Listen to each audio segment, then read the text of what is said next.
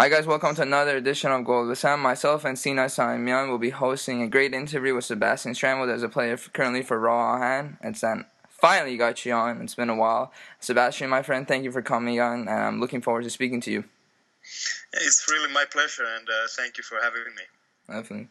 You know, the first question I would like to ask you is that if you could a little bit talk about your career path, playing for Finland and stuff like that back home, and then why did you decide to come down to Iran? What motivated you, and how did that go for you? Quite a long answer to be expected, I think. Yes, but no,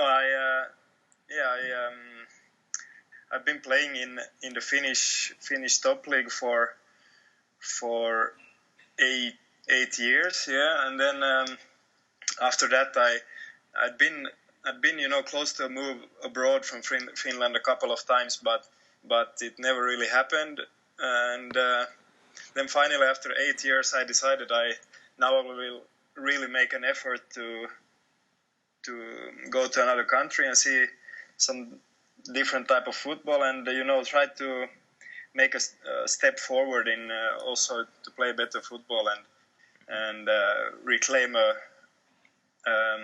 spot also in the national team, like a solid spot there. So I had a look at my options, and this was now about 1.5 years ago when I signed with Austria Lustenau in Austria, and then I played half a season there, and actually my contract would have continued, but the plan originally was to the season of 2015-2016 to try and promote to the Austrian Bundesliga, but then as the season was coming up, the club let us know that they don't really have the financial power to make an effort really and go for the Bundesliga. So that's when I decided to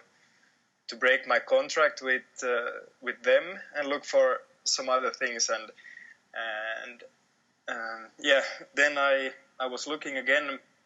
Firstly, mainly I was looking in Europe, like Central Europe, for different options, and I had a couple of good things going on, but then also I had some bad luck with I had a small ankle injury in the summer, and which stopped me from going to a couple of tryouts where the team still wanted to see me before signing. So I was a little bit unlucky in that way.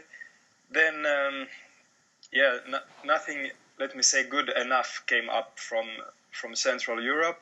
So then my agent, who is half German, half Iranian, he asked me whether I would like to consider Iran at all, and then I said why not take it in consideration, and then I got I got the interest from Rah Ahan, and it felt good enough, and I got familiar with the country the best that I could from the ambassador, the Finnish ambassador of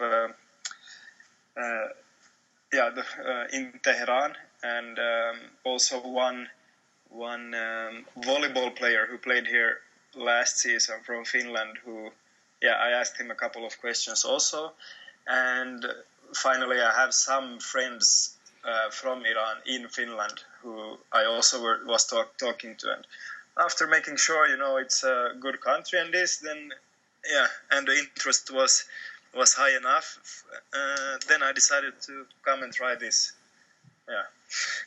So that's it basically. Sebastian, when the initial interest, when you first heard of the interest from Rah Ahan, what had you heard before that about Iranian football? Did you have any sort of background knowledge at all about Iranian football, not just life in Iran, but in terms of the footballing side of things?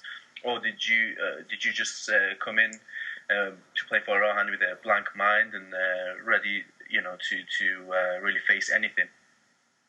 I forgot about one thing here. I noticed now. Before I signed with Rah Ahan, I was meeting Padide actually in. They were at training camp in Istanbul, and I went there to negotiate with them initially, and to train with them a couple of days. And there in training, I could see a little bit. I could see the Iranian players are quick and technical. So there I saw a little bit about the football, and otherwise, of course, I knew that Iran's ranking within the Asian countries is not bad. Iran made a good World Cup the last time, and things like that, So I had some clues about how the football would look like. A few years ago, I think Pasha would agree with me on this as well. Iran aren't necessarily a powerhouse in Iranian football. I think a few years ago it would have been impossible to think a club like Rah Ahan would attract players specifically from Western Europe and the Scandinavian countries. But I think the financial side of things has enabled them to sign players of your quality. But it's been a disappointing season for Rah Ahan so far. You're fighting relegation at the moment. How is it dealing with that side of things? Have you ever been in this sort of position before with your previous clubs in Finland, or is it just a new territory for you to be fighting for survival in the league?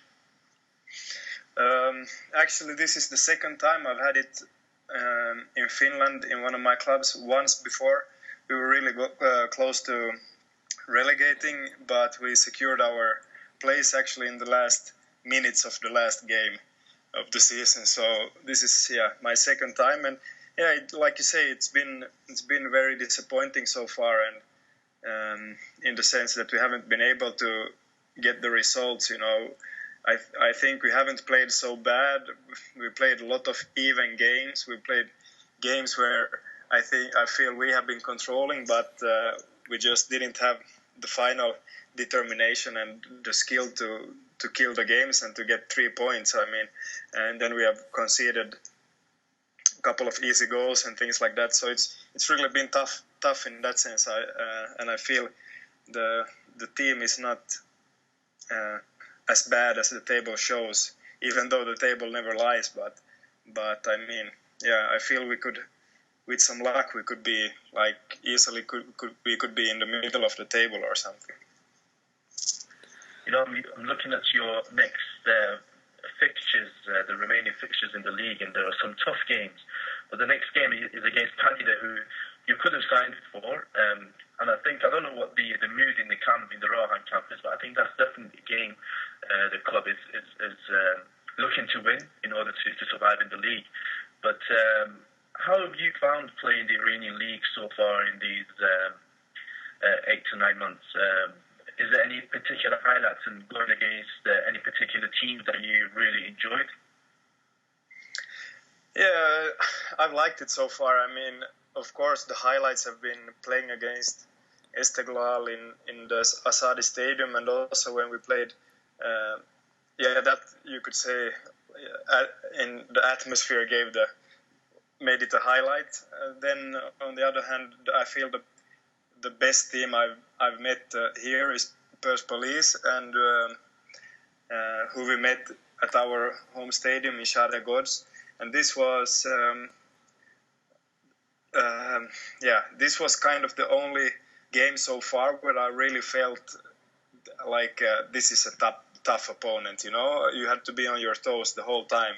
We lost the game 2-0, but it was really nice to play still. I mean, it was almost like an international game that I played a couple of, so you could feel that the tempo was higher than normally, and yeah, I like those type of games where you really have to be at your best in order to do good. So that was definitely a highlight. And otherwise also, it's like we were speaking about, the results haven't been good for us, but still I think it's a good league to play in. It's not the easiest one, but yeah, it's really not bad at all. Sebastian, I have a personal... Oh, go ahead, Sina. Pasha, carry on, please. Yeah. I just had a personal question for yourself. Coming as a foreigner into Iran and stuff like that, and training daily with the Iranian players, and comparing life back to Europe, and playing with them and the training facility and stuff like that, what are the big differences that you've seen, technically speaking, amongst the players and stuff like that, and tactically speaking, from your own experience right now? Yeah, I think there's quite a big difference. Like I said a bit earlier, the most Iranian players are really very technical. I think a lot of the guys have played a lot of street football. I might be wrong, but this is my guess, because they have this type of small and neat technique, and they're skillful with the ball. Also, they are physically in a good shape. They're quick and that.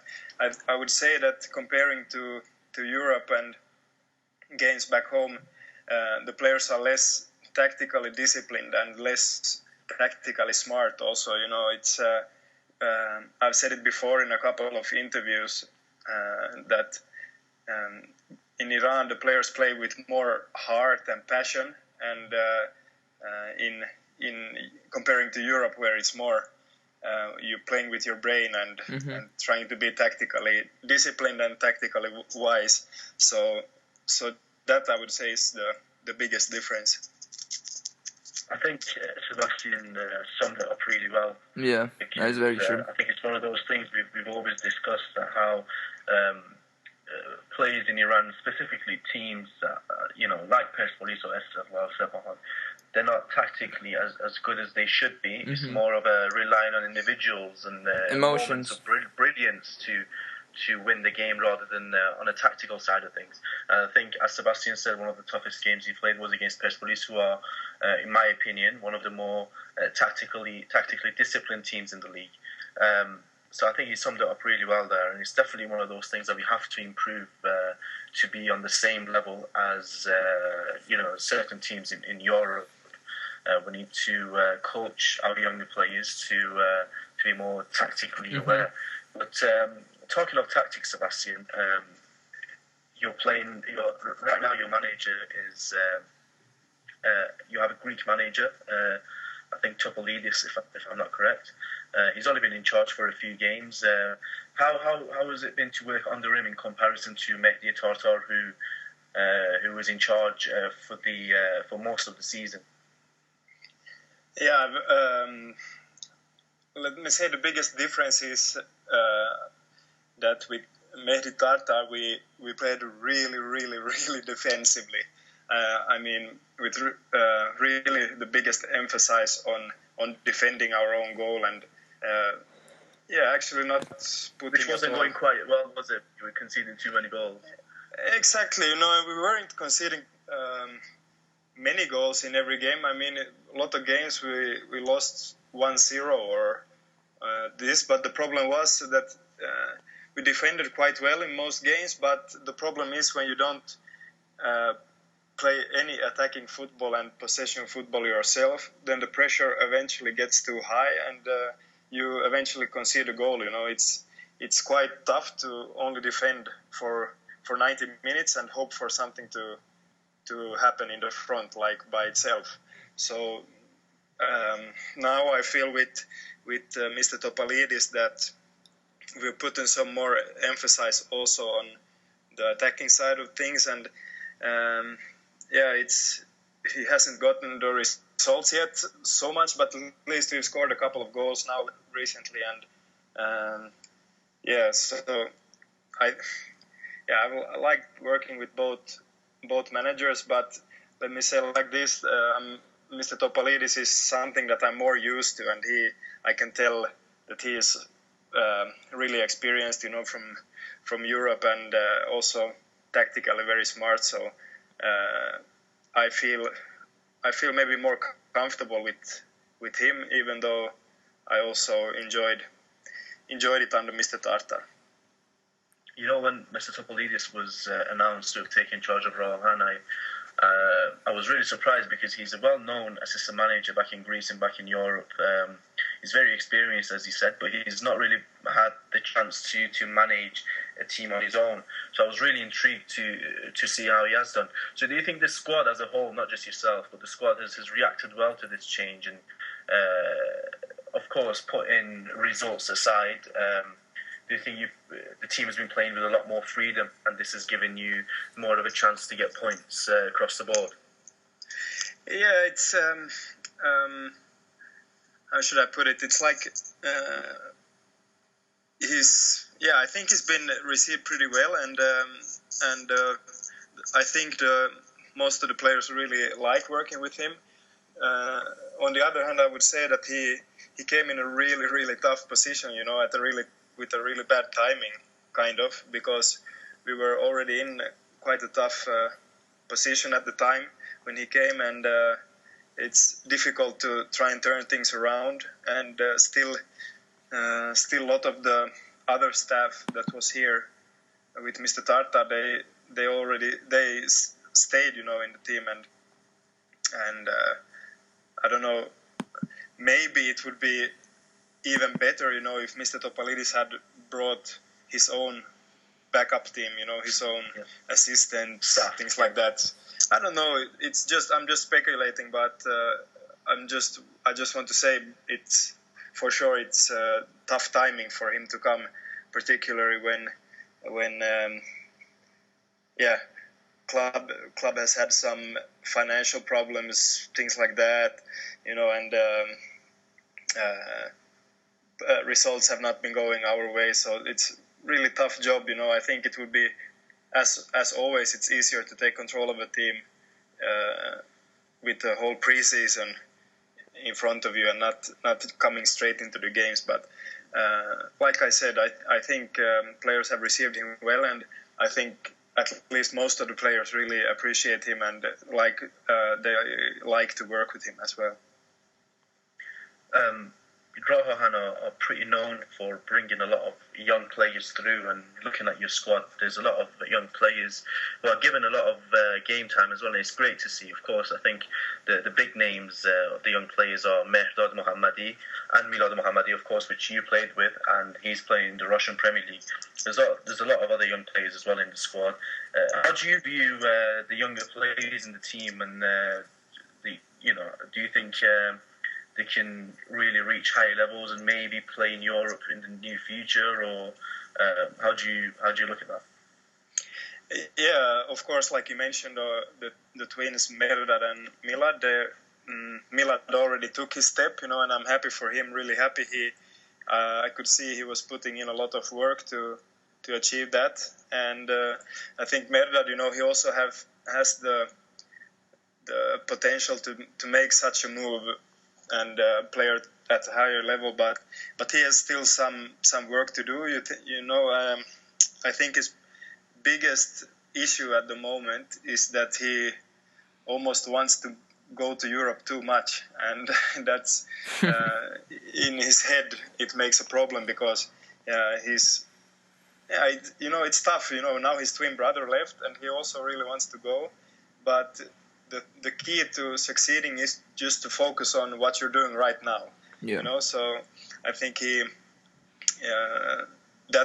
trying to say that to him as well. To try and focus just on the games that we have here and every day in training, and then when the move comes, it will come. If it's not something that he has to think about all the time, that just makes it harder for him. And I guess you can see that also now. Lately, he hasn't been scoring goals like he did in the beginning of the season. So So I think that's maybe one sign of that. Otherwise, I would also like to. Yeah, sorry, go on. No, please carry on. Sorry about that. No, just shortly, I want to mention one player who I've been really satisfied with and really surprised how he has been developing this season is Farshad Faraji. He's playing centre back right now, and I think he's only 22. It was his birthday a couple of weeks ago, and he's really taking his chance and been playing really good at centre back now. So I think he is even more a name to look out for than Merdad maybe at this moment. You know, he's been really rock solid there. So I really just wanted to mention him. Sebastian, oh, go ahead. Sorry, Pasha. Especially with Mehdi Mohammadi, I think he's a goal scorer, as you mentioned. And when you're a goal scorer and you play with a sort of team that is more emphasizing on the defensive side of things, it can get a little bit frustrating. Especially because when the Twins first burst onto the scene, Mehdi was more, he caught more of the attention. And I remember certainly when the beginning of the season, it was Mehdi who was catching the headlines more than Milad, but I think it must be frustrating with himself that he sees obviously his brother going to Russia and he's still waiting for his chance to go. But he's a great talent. We saw him in the Asian under-23s championship as well. He performed really well. And as you said, Farshad Faraji, there's also a few players like Ali Fatemi, Majid Hosseini, there are some good young players in there that I'm hoping will reach their full potential and hopefully play for the national team in the future. Pasha, you were going to ask. Yeah, speaking of the good players he's been playing alongside with, I was just trying to ask Sebastian, any notable players you've played against with that really has impressed you in the reigning league, Sebastian? Yeah, I think. Firstly, of course, we all saw the game on Friday, the derby, and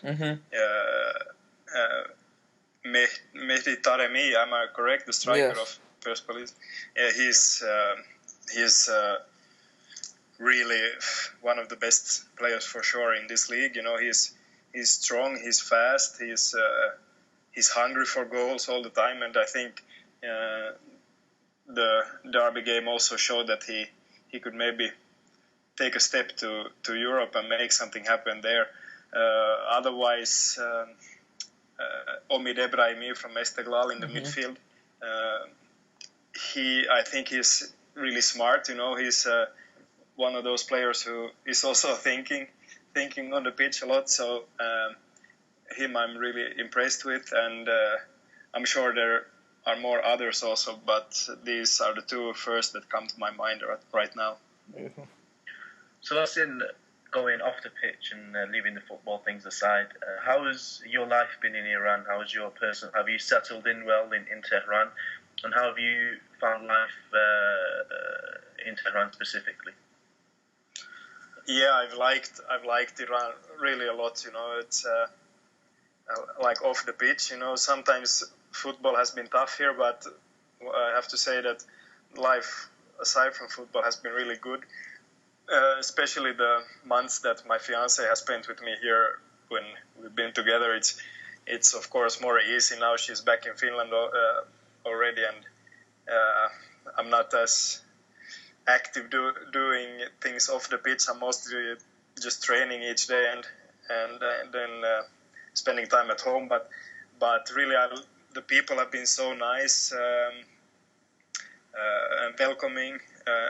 If I have a problem, I will always find help. So off the pitch, I must say I have no complaints really. I mean, it's small things. Sometimes the internet is a little bit slow. The traffic is bad. Things like that. But in the end, it's small things. So overall, I've been really satisfied off the pitch. That was what I was going to ask you. Usually we've interviewed people from Iran and the internet connection is really bad, and surprisingly yours has turned out to be really well. I thought you're back in Finland or something. But if you had to take one memorable experience from me, if you're going to still stay in Iran or not, Sebastian, what would that be? It could be Like a it could be life outside of the pitch or on the pitch. Something notable that you took out of this, and if you had to tell your children or something in the future or people.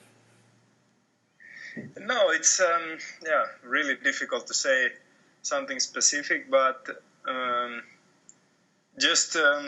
think many people have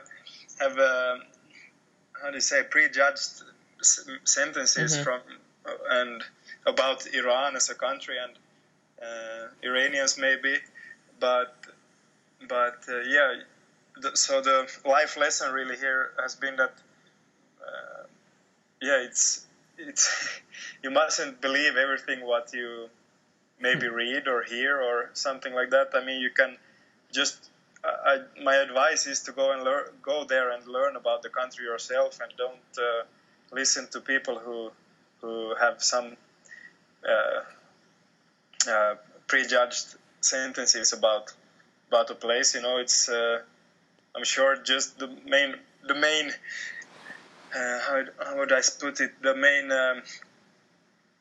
concern always is just if the country is safe, just go there, you know, and explore it, because you might find good friends and learn such more about different cultures and this. So I don't know if that will do for an answer, but that's exactly what I wanted to hear. Good. That's great to hear, Sebastian. It's really pleasing to hear that. But as the final question before we wrap this interview up, the season is almost coming to an end. Of course, as we spoke about here, in a relegation battle. What is your plans for the future and next season specifically? Will it depend on whether Rah Ahan stay in the top division, or have you already given it a thought? What are your plans?